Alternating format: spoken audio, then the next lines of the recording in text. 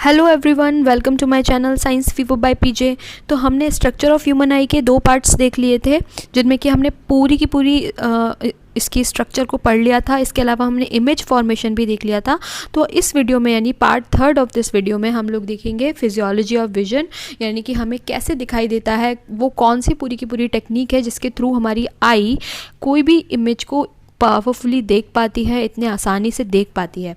तो चलिए स्टार्ट करते हैं ये वीडियो। अगर अभी तक आपने मेरे चैनल को सब्सक्राइब नहीं किया है तो प्लीज़ जल्दी से जाके कर लीजिए और इस वीडियो के तीनों पार्ट्स को आप लोग देखिएगा, जिससे कि आपको पूरी की पूरी स्ट्रक्चर ऑफ ह्यूमन आई समझ में आ जाए। और कोई भी क्वेश्चन कहीं से भी आ जाता है तो इस वीडियो को देखने के बाद, इन तीनों वीडियोस को देखने के बाद आप उन्हें इजीली सॉल्व कर पाएंगे। ठीक है, तो चलिए स्टार्ट करते हैं। तो सबसे पहले हम फिजियोलॉजी को समझने से पहले ये देख लेते हैं कि रॉड एंड कोन सेल्स क्या होती हैं और उनकी स्ट्रक्चर कैसी होती है। तो मैंने अपनी लास्ट वीडियो में आप लोगों को बताया था कि रेटिना क्या होती है, रेटिना की कौन कौन सी लेयर्स होती हैं। तो एक बार देख लेते हैं फटाफट से कि जो रेटिना है उसकी कोरॉइड के पास वाली जो लेयर है, यानी कोरॉइड के जस्ट नीचे वाली लेयर है, उसे कहा जाता है पिगमेंटेड एपिथेलियम। और पिगमेंटेड एपिथेलियम के ठीक नीचे यहाँ पर प्रेजेंट होती है फोटो रिसेप्टर लेयर। ठीक है, इस फोटो रिसेप्टर लेयर के अंदर मिलती हैं 2 टाइप की सेल्स, जिसमें से एक होती है रॉड सेल्स और दूसरी होती है कोन सेल्स। रॉड सेल्स को रॉड क्यों कहा जाता है ये भी मैंने आपको बताया था, क्योंकि इनका जो पिगमेंट एपिथेलियम में धंसा हुआ वाला पार्ट है ये रॉड शेप का होता है। ठीक है, इसलिए इन्हें रॉड सेल्स कहा जाता है। और जो कोन सेल्स हैं उनका पिगमेंट एपिथेलियम में धंसा हुआ वाला पार्ट है वो कोन शेप का होता है, इसलिए इन्हें कोन सेल्स कहा जाता है। और ये जो दोनों ही सेल्स होती हैं, ये दोनों ही सेल्स जो हैं उनमें आउटर सेगमेंट और इनर सेगमेंट, यानी इनके 2 पार्ट्स होते हैं। बाहर वाला पार्ट आउटर सेगमेंट बोला जाता है और अंदर वाला पार्ट इनर सेगमेंट बोला जाता है। ठीक है, ये जो आउटर सेगमेंट है, इस आउटर सेगमेंट में प्लाज्मा मेम्ब्रेन कुछ कर्ल्ड होती है। ठीक है, इस तरह से कर्ल्ड फॉर्म में होती है, कर्व्ड होती है। और इस प्लाज्मा मेम्ब्रेन को जो रॉड है उसके अंदर तो कहा जाता है डिस्क, यानी कि जो प्लाज्मा मेम्ब्रेन के आपको कर्ल्स दिखाई दे रहे हैं इन्हें कहा जाता है रॉड के अंदर तो डिस्क, लेकिन कोन के अंदर ये नॉर्मल प्लाज्मा मेम्ब्रेन ही कहलाती है। ठीक है, तो ये जो प्लाज्मा मेम्ब्रेन है, इस प्लाज्मा मेम्ब्रेन को हम इतना ज़्यादा फोकस क्यों कर रहे हैं इस पर, तो उसका एक बड़ा रीज़न है कि जो प्लाज्मा मेम्ब्रेन डिस्क जैसी दिखाई दे रही है आपको रॉड में या कोन में, इन प्लाज्मा मेम्ब्रेन की सरफेस पर कुछ फोटो पिगमेंट्स मिलते हैं। ये फोटो पिगमेंट्स रॉड के अंदर तो मिलने वाले फोटो पिगमेंट्स होते हैं रोडोप्सिन, और कोन में मिलने वाले जो फोटो पिगमेंट्स होते हैं वो होते हैं फोटोप्सिन। ठीक है, तो फोटोप्सिन फर्स्ट, सेकंड, थर्ड 3 टाइप के फोटो पिगमेंट्स तो मिलते हैं कोन्स में, और रोडोप्सिन नाम का जो फोटो पिगमेंट है वो मिलता है रॉड में। ठीक है, तो इन जो फोटो पिगमेंट्स हैं उनका काम क्या होता है, इनका काम होता है लाइट रेज को एब्जॉर्ब करना। मैंने अपनी पिछली वीडियो में आप लोगों को बताया था कि जो लाइट रेज हैं वो आईज़ के अंदर की तरफ से आती हैं। ठीक है, अगर ये आई है तो आई में ये जो अंदर वाला पार्ट है जिसे हम कहते हैं रेटिना, तो रेटिना का सबसे नीचे वाला जो पार्ट हमने बताया था गैंग्लियोनिक सेल लेयर, वो सबसे अंदर की तरफ प्रेजेंट होता है। तो लाइट रेज आएंगी कहाँ से, लेंस से होते हुए, और सबसे पहले गैंग्लियोनिक सेल लेयर पर पड़ेंगी, फिर वहाँ से वो जाएंगी बाइपोलर सेल लेयर में, बाइपोलर सेल लेयर से वो जाएंगी लास्ट में फोटो रिसेप्टर लेयर में, और फोटो रिसेप्टर लेयर में रॉड एंड कोन से टकराएंगी। ठीक है, तो इस तरह से जो लाइट रेज हैं वो नीचे की तरफ से और फोटो रिसेप्टर लेयर की तरफ आती हैं। अब एक और बहुत इंपॉर्टेंट चीज़ इनकी स्ट्रक्चर के बारे में कि आउटर सेगमेंट जो है वो तो प्लाज्मा मेम्ब्रेन का बना हुआ होता है, और जो इनर सेगमेंट है, इनर सेगमेंट में इसकी सेल बॉडी और एक्सोन डेंड्राइट्स प्रेजेंट होते हैं। तो सेल बॉडी यहाँ पर है और एक्सोन यहाँ पर है, और ये जो डेंड्राइट्स हैं ये डेंड्राइट्स आगे आउटर साइनेप्टिक लेयर्स के थ्रू बाइपोलर सेल लेयर से जुड़े हुए रहते हैं। तो इस तरह से ये पूरा का पूरा कनेक्शन होता है खूब सारी न्यूरॉन्स का। तो इस तरह से ये रॉड एंड कोन्स की स्ट्रक्चर होती है। अब अगर हम फिजियोलॉजी ऑफ विजन को डिटेल में देखें तो यहाँ पर एक चीज़ बहुत ध्यान देने वाली है कि जो भी लाइट रेज एब्जॉर्ब की जाती हैं उन लाइट रेज को या उस लाइट एनर्जी को इलेक्ट्रिकल एनर्जी में कन्वर्ट किया जाता है देखने के टाइम। जब भी हम कोई भी चीज़ को देखते हैं तो वो हमें दिखती क्यों है, क्योंकि उस उस ऑब्जेक्ट से जो भी लाइट आ रही है उस लाइट को हमारी आई इलेक्ट्रिकल एनर्जी में कन्वर्ट कर रही है। ये इलेक्ट्रिकल एनर्जी नर्व इम्पल्सेस या बोल सकते हैं रिसेप्टर पोटेंशियल के फॉर्म में होती है। और ये जो रिसेप्टर पोटेंशियल या नर्व इम्पल्सेस हैं ये हमारे ब्रेन तक जाते हैं, जिससे कि हमें ईजिली दिखाई देता है और हम समझ पाते हैं कि हम एक्चुअली देख क्या रहे हैं। ठीक है, तो इसे अगर हम एक ओवरव्यू देखें यहाँ इसका, तो सबसे पहले लाइट रेज आएंगी, वो फोटो पिगमेंट्स एब्जॉर्ब कर लेंगे उन लाइट रेज को। ठीक है, ये फोटो पिगमेंट कहाँ होते हैं, जैसे ही मैंने बताया कि रॉड एंड कोन सेल्स के प्लाज्मा मेम्ब्रेन में प्रेजेंट होते हैं। तो ये उस लाइट रेज को एब्जॉर्ब कर लेंगे। उसके बाद कुछ केमिकल रिएक्शंस होंगी जिसकी वजह से एक न्यूरोट्रांसमीटर है ग्लूटामेट नाम का, उसका सिक्रीशन जो है वो कम हो जाएगा, डिक्रीज़ हो जाएगा।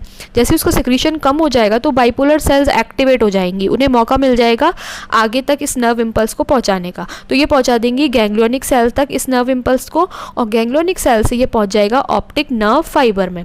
मैंने आपको ये भी बताया था कि जो ऑप्टिक नर्व्स हैं वो गैंग्लियोनिक सेल्स के एक्सोन्स से ही बनी हुई होती हैं। यानी बहुत सारी गैंग्लियोनिक सेल के जब एक्सोन्स आपस में मिल जाते हैं, इकट्ठे हो जाते हैं, तो एक बंडल जैसा बना लेते हैं, उसे हम कहते हैं ऑप्टिक नर्व, और ये जाती है हमारे ब्रेन तक। तो ये इस तरह से पूरी प्रोसेस होती है। अब इस जो प्रोसेस में इस प्रोसेस को हम ना 2 पार्ट्स में डिवाइड करके पढ़ेंगे तो बहुत ईजी हो जाएगा। पहला पार्ट है यहाँ से यहाँ तक का, यानी कि लाइट रेज आई, फोटो पिगमेंट्स ने उसका एब्जॉर्प्शन किया और उसके बाद कुछ केमिकल रिएक्शंस हुई। ये हो गया फर्स्ट पार्ट। और उसके बाद सेकंड पार्ट क्या होगा कि जो भी केमिकल रिएक्शन हुई उसकी वजह से ट्रांसमीटर का रिलीज़ कम हो गया, बाइपोलर सेल्स का रिस्पॉन्स बढ़ गया, गैंग्लियोनिक सेल तक गया और फिर हमारे ब्रेन तक यानी ऑप्टिक नर्व फाइबर्स के थ्रू ब्रेन तक पहुंचा। तो ये जो होगा वो इसका सेकंड पार्ट होगा। तो 2 पार्ट्स में हम इसकी स्टडी करेंगे। जो पहला पार्ट है उसे देख लेते हैं हम पहले। तो आप लोग एक चीज़ यहाँ पर ध्यान दीजिएगा कि जो भी हमने रॉड सेल्स पढ़ी थी, रॉड सेल्स और कोन सेल्स की जो फंक्शनिंग होती है वो लगभग सेम होती है, यानी कि जो भी केमिकल रिएक्शंस वगैरह हैं वो बिल्कुल सेम होती है। बस केवल चेंज क्या हो जाता है, दोनों का पिगमेंट, फोटो पिगमेंट। रॉड के अंदर रोडोप्सिन मिलते हैं और कोन में फोटोप्सिन मिलते हैं, लेकिन दोनों की जो साइक्लिंग है ये बिल्कुल सेम प्रोसेस के थ्रू होती है। तो अगर हम एक की स्टडी कर लेंगे तो हमें दूसरा ईजिली समझ में आ ही जाएगा। तो हम यहाँ पर इस वीडियो में आज हम रॉड सेल्स के फंक्शनिंग की बात करेंगे, तो ये किस तरह से फंक्शनिंग करती हैं। तो सबसे पहले आप ये चीज़ जानिए कि जो रॉड सेल्स हैं या रॉड सेल्स का जो रोडोप्सिन पिगमेंट है, ये रोडोप्सिन पिगमेंट, इसकी एक खासियत क्या होती है कि ये डिम लाइट को एब्जॉर्ब कर सकता है। यानी कि अगर आप अंधेरे में खड़े हुए हैं और अचानक से अंधेरे में आपको थोड़ा थोड़ा कुछ दिख रहा है कि हाँ यहाँ पर कोई चीज़ तो है, तो आपको वो कैसे पता चला कि वो कोई चीज़ है यहाँ पर, या कुछ तो आपको कोई आदमी सा दिखाई दे रहा है। तो वो आपको क्यों दिखाई देता है, बिकॉज़ वो जो डिम लाइट में आपको जो भी दिखाई दे रहा है वो आपको रोडोप्सिन पिगमेंट्स की वजह से या रॉड सेल्स की वजह से दिखाई दे रहा है, क्योंकि वो डिम लाइट में भी फंक्शन करती हैं। तो आप समझ सकते हैं कि रॉड सेल्स जो है वो कितनी पावरफुल होती हैं कि वो एक सिंगल फोटोन भी अगर लाइट का है तो उसकी मदद से भी पूरे के पूरे इमेज को देख सकती हैं। लेकिन यहाँ पर एक ध्यान देने वाली चीज़ है कि आपको रात के टाइम या जब भी डिम लाइट में आप कुछ भी देखते हैं तो आपको उसका कलर नहीं दिखाई देता है। ठीक है, तो रॉड सेल्स की यही एक डीमेरिट है कि वो कलर विजन नहीं कर सकती हैं। और इसकी दूसरी डीमेरिट क्या है कि आपको कोई भी इमेज की जो डिटेल्स हैं वो नहीं दिखाई देंगी, कि आपको बस इतना दिखाई देगा कि हाँ कोई तो खड़ा हुआ है, लेकिन उसके हाथ में क्या है या फिर उसने क्या पहना हुआ है, किस तरह से वो चल रहा है, जा रहा है, वो आपको जो डिटेल्स हैं उसकी वो समझ में नहीं आएंगी, उसके एक्सप्रेशंस क्या है। तो आप बहुत ज़्यादा कुछ शार्प इमेज नहीं देख पाएंगे, बस आपको एक अंदाज़ा लगा पाएंगे। ठीक है, तो ये रॉड सेल्स की फंक्शनिंग होती है। जस्ट अपोजिट होता है कोन सेल्स के साथ, वो कलर विजन कर सकती है, मतलब हमें ये पता लगा सकते हैं कि कौन कौन से कलर की कोई चीज़ है, और डिफरेंट कलर्स में भी हमें अंतर दिखा सकती हैं। ठीक है, इसके अलावा वो क्या कर सकती हैं, इसके अलावा आपको कोई भी इमेज, कोई भी ऑब्जेक्ट की डिटेल्स के बारे में बता सकती है। एक एक डिटेल आपको बहुत शार्पली दिखाई दे जाती है उनकी मदद से, और वो ब्राइट लाइट में काम करती हैं। ठीक है, तो ये दोनों में डिफरेंस है। तो अब हम बात करते हैं कि जब भी हम लोग डिम लाइट में जाते हैं, ठीक है, तो जैसे ही आप डिम लाइट में जाएंगे, यानी कि लाइट का एक भी फोटोन अगर आपकी आइज़ पर पड़ता है तो क्या होता है। ठीक है। तो ऑब्वियसली बात है कि डिम लाइट है, कम फोटॉन्स हैं, तो वो ऑब्वियसली रॉड सेल्स को ही स्टिमुलेट करेंगे। तो रॉड सेल्स पर जैसे ही वो आते हैं, तो रॉड सेल्स की मैंने आपको बताया था कि प्लाज्मा मेम्ब्रेन की सरफेस पर रोडोप्सिन नाम के पिगमेंट्स मिलते हैं। तो यहाँ पर जो आपको डंबल शेप के दिखाई दे रहे हैं ना बहुत सारे, ये क्या है, ये है रोडोप्सिन मॉलिक्यूल्स। तो एक रोडोप्सिन मॉलिक्यूल की स्ट्रक्चर अगर हम देखते हैं, तो जो रोडोप्सिन मॉलिक्यूल है ये दो चीज़ों से मिलकर बना हुआ होता है। एक तो होता है रेटिनल, जो कि मेनली होता है 11 सिस रेटिनल, है ना। तो 11 सिस रेटिनल का बना हुआ होता है, प्लस इसके साथ होती है एक ऑप्सिन नाम की प्रोटीन। ठीक है, ऑप्सिन नाम की प्रोटीन। तो दो चीज़ों से मिलकर बना हुआ होता है, सिस रेटिनल और ऑप्सिन प्रोटीन।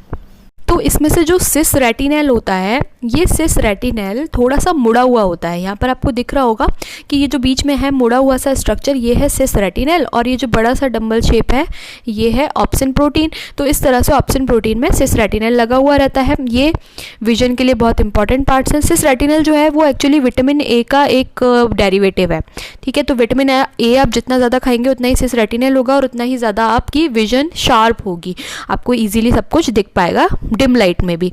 ठीक है, तो जो सिस रेटिनल है वो इस तरह से मिलता है। लेकिन जैसे ही लाइट आती है, लाइट इस रोडोप्सिन पर पड़ती है, तो क्या होता है कि ये जो सिस रेटिनल था ना, ये सिस रेटिनल अपने आइसोमर में चेंज हो जाता है, और इस आइसोमर का नाम है ट्रांस रेटिनल। सिस रेटिनल ट्रांस रेटिनल में चेंज हो गया।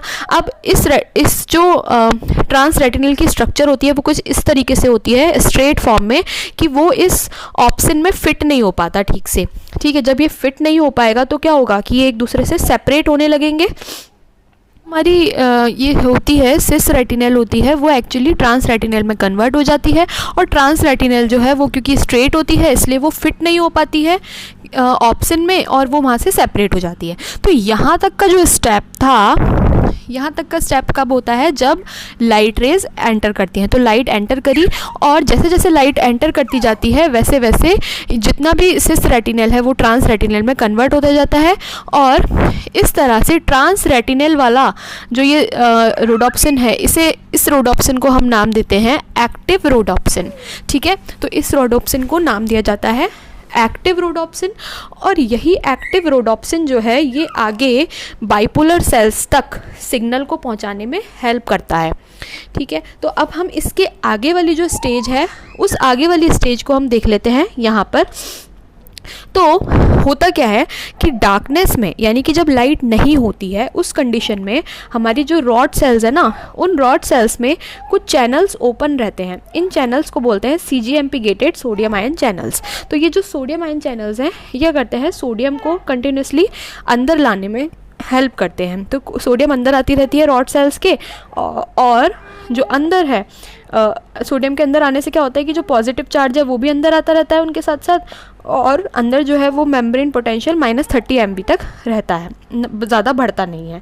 ठीक है, और जब ये पोटेंशियल ज़्यादा नहीं बढ़ता है तो उस कंडीशन में क्या होता है कि जो कैल्शियम आयन है वो भी ईजिली अंदर आते रहते हैं सोडियम के साथ साथ, और कैल्शियम आयन अंदर आने से जो सिनेप्टिक टर्मिनल है इन रॉड सेल्स का, वहाँ पर ग्लूटामेट नाम का एक न्यूरोट्रांसमीटर रिलीज होता रहता है। ठीक है, तो ये है जनरल थिंग, यानी जब लाइट नहीं होती है तब की कंडीशन।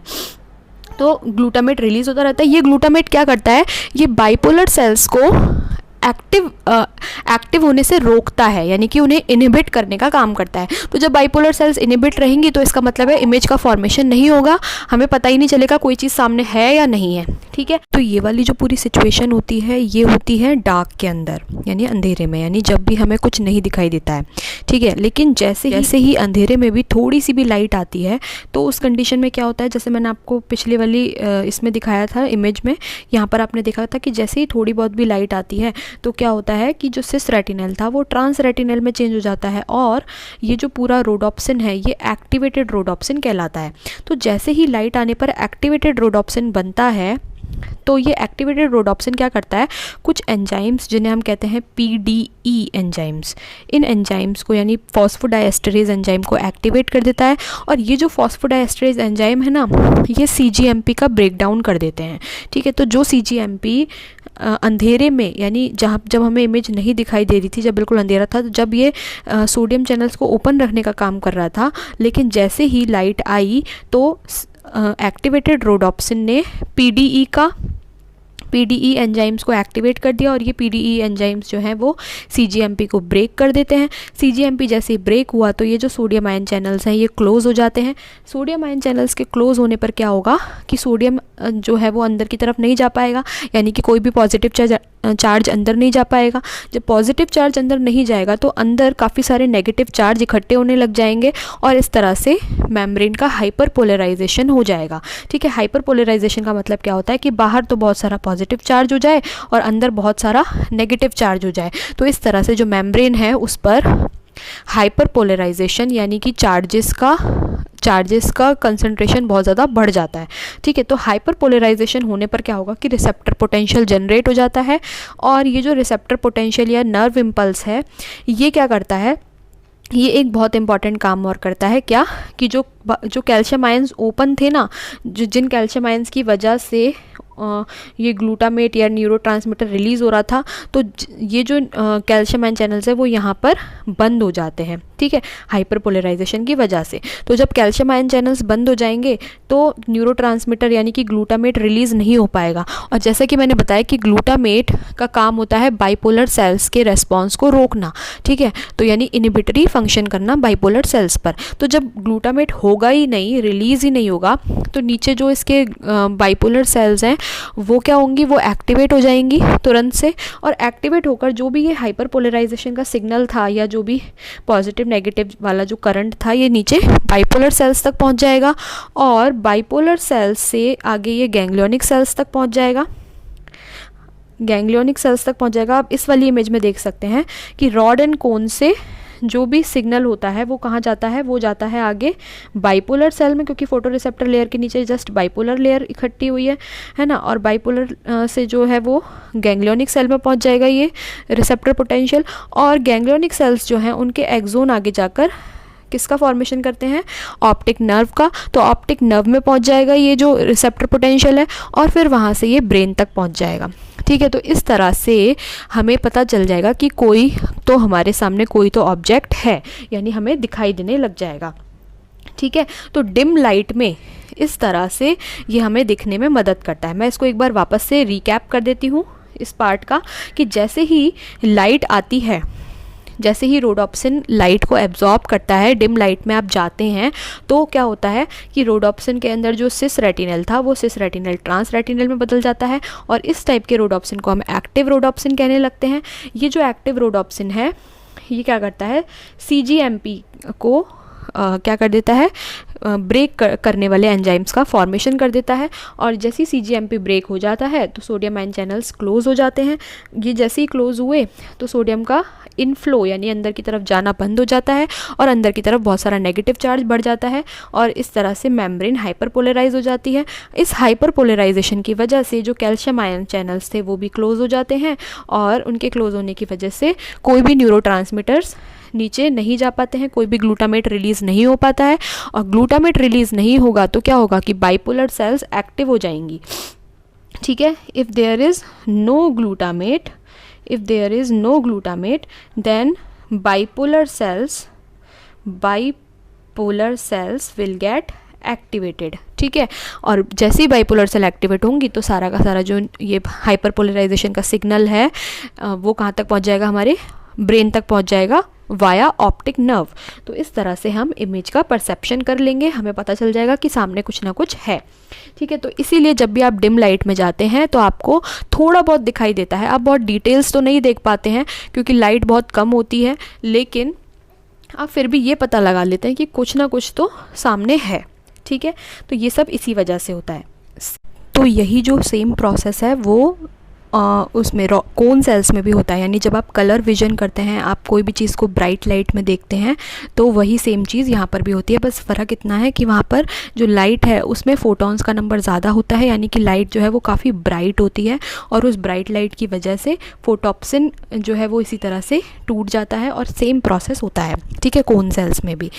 अब एक बहुत इम्पॉर्टेंट चीज़ कि जैसे ही रॉड या कोन सेल्स टूटती हैं या उनकी इस तरह से ये वाला जो प्रोसेस होता है, आइसोमराइजेशन का प्रोसेस होता है, उसके बाद क्या होता है, यानी कि ये जो रॉड सेल्स हैं या जो इनके अंदर जो रोडोप्सिन है, क्या वो रिसाइकल होता है, यानी कि या फिर वो हर बार नया बनता है? तो उसका आंसर यही है कि वो रिसाइकल होता रहता है। ठीक है, बार बार बनता है, बार बार जो है वो रिसाइकल होता रहता है, टूटता रहता है और फिर वापस से बनता रहता है। तो होता क्या है कि जब ट्रांस रेटिनल वाला ये एक्टिव रोडोप्सिन बनता है, ये एक्टिव रोडोप्सिन में ट्रांस रेटिनल फिट नहीं हो पाता है क्योंकि वो स्ट्रेट हो जाता है। ठीक है, जब फिट नहीं हो पाता है तो वो यहाँ से अलग हो जाता है। ठीक है, ट्रांस रेटिनल अलग हो गया और ऑप्सिन अलग हो गया, दोनों अलग अलग हो जाते हैं।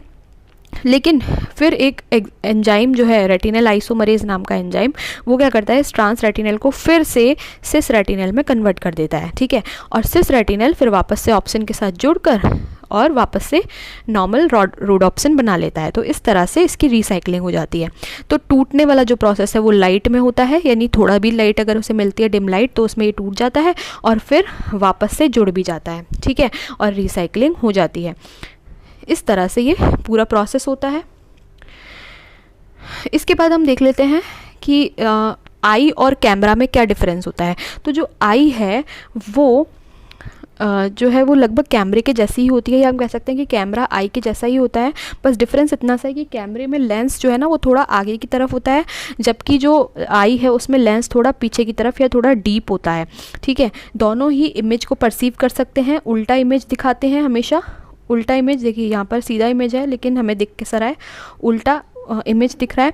और कैमरा और आई में जो दूसरा डिफरेंस है वो ये होता है कि जो आईज़ होती हैं उनका मेगापिक्सल ज़्यादा होता है, यानी कि वो हमें शार्प इमेजेस दिखाती हैं 522 मेगापिक्सल्स पर, जबकि जो कैमरा है उसका जो इमेज की शार्पनेस होती है वो अबाउट 20 to 60 मेगापिक्सल तक की होती है। तो इस तरह से हम इन दोनों में कंपेयर कर सकते हैं कि जो आइज़ हैं वो ज़्यादा शार्प इमेज दिखाती हैं। ठीक है, तो इस तरह से हम देख सकते हैं कि आईज़ और कैमरा लगभग सेम ही होते हैं, बट डिफरेंस ये है कि कैमरा जो है वो मैन मेड है जबकि आई जो है वो नेचर मेड है। ठीक है, तो इस तरह से ये पूरी फिजियोलॉजी ऑफ विजन है। तो आई होप आप लोगों को ये अच्छे से समझ में आ गई होगी। अगर आप लोगों को कोई भी डाउट्स हो तो आप कमेंट सेक्शन में ज़रूर पूछ लीजिएगा। और फिजियोलॉजी ऑफ विजन जो है वो हमारे एग्ज़ाम्स का एक बहुत ही हार्ड कोर पार्ट होता है, क्योंकि इसमें से मोस्ट ऑफ द क्वेश्चंस आते हैं। तो प्लीज़ इस वाले पार्ट को आप बहुत अच्छे से कर लीजिएगा। और अगर आपको स्ट्रक्चर ऑफ आई पूरी तरीके से समझनी है तो आप पार्ट 1, पार्ट 2 और पार्ट 3 को सीक्वेंस में देखिएगा। इससे क्या होगा कि आपको एक एक जो उसका कॉन्सेप्ट है वो अच्छे से समझ में आ जाएगा। ठीक है, अगर आपको मेरी वीडियो पसंद आई हो तो please subscribe to my channel and share this video to all your friends, जिससे कि उन्हें भी आगे अपने एग्ज़ाम्स में हेल्प मिले। Thank you so much.